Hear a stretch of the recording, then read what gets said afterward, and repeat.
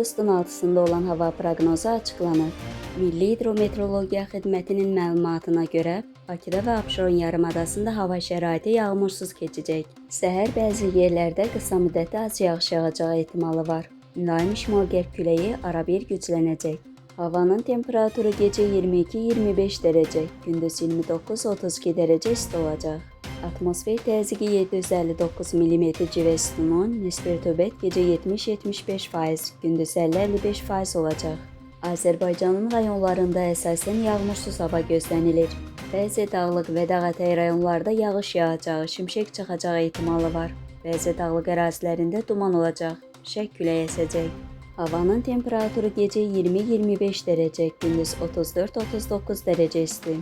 Dağlarda gecə 15-20 dərəcə, gündüz 24-29 dərəcə isti olacaq.